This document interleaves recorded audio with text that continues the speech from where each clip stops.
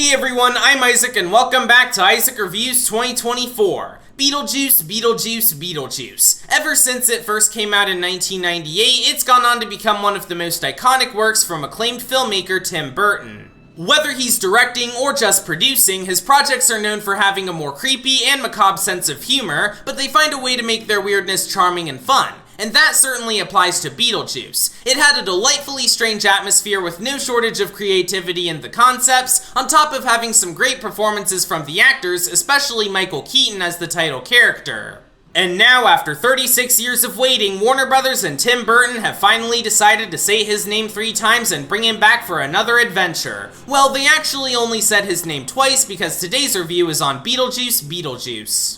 In recent years, legacy sequels have become all the rage in Hollywood, but with a handful of exceptions, most of them haven't been very good. As for this one, however, I had a decent amount of faith in it. It was bringing back some of the actors from the first film, Tim Burton was back in the director's chair, and Danny Elfman was returning to do the music. So after decades of languishing in development hell, the juice is loose on the big screen once again, and the result was honestly really fun. It takes place a good long while after the first film, where Lydia Dietz, the kid who was originally moving into the haunted house with her parents, has now grown up and has become the host of a paranormal investigation TV series, much to the annoyance of her nihilistic teenage daughter Astrid. Soon, Lydia is informed by her mother Delia that her father Charles recently passed away in a tragic accident, and considering how his actor was essentially an average Loud House fan, I can see why they decided to kill his character off.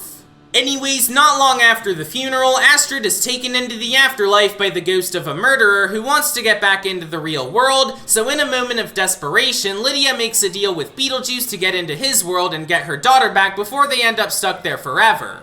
While I would consider Beetlejuice an enjoyable movie overall, it takes a while for it to get into full swing, and admittedly, the first act could have been a lot better.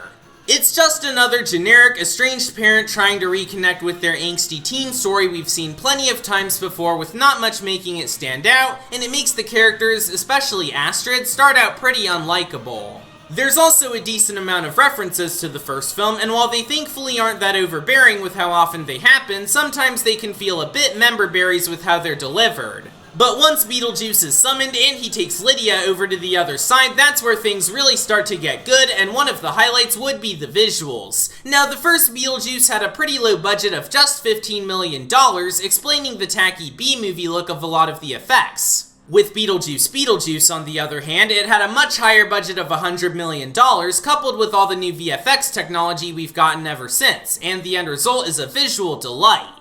The effects themselves retain the tacky yet charming look from the first film, and surprisingly enough, it's pretty relaxed in terms of CGI, especially compared to a lot of Tim Burton's films throughout the 2010s, and it still manages to look great. The production design and costume design do an amazing job bringing the world of the dead to life, the score is another job extremely well done by Danny Elfman, and the prosthetic makeup is just unbelievable in how good it looks. The actors all did a great job as well, both old and new. Of course, Michael Keaton absolutely kills it as the title character, but whether we're talking about returning actors like Winona Ryder and Catherine O'Hara, or newcomers like Jenna Ortega and Willem Dafoe, they put their A-game into this movie, and it shows. And even if the story was kinda weak, there were some genuinely nice moments here and there that made it apparent that the film had some level of heart beyond all the chaos. And trust me, this is a very chaotic movie, but in a good way to be sure. To sum things up, Beetlejuice is a surprisingly great sequel that was more than worth the wait. The writing could have used some fine-tuning to be sure, but it still provides a delightfully creepy viewing experience with great acting and stellar production values. If you're in the mood for something that'll get you in the spooky spirit before October rolls around, look no further. It may not be a masterpiece or anything like that, especially when we consider another movie coming out later this month, but for what it's worth, it's a good movie that I'll be giving an 8 out of 10. Next time, I'll be talking about Transformers 1. This is a pretty big one, as it'll mark as my official first movie in a foreign theater, whereas I saw the other 2 on US military bases. And it looks really good, so I have a feeling it'll be worth holding such a distinct title for me. Anyways, thanks for watching this episode of Isaac Reviews 2024, subscribe for more videos like this, and I'll see you all later.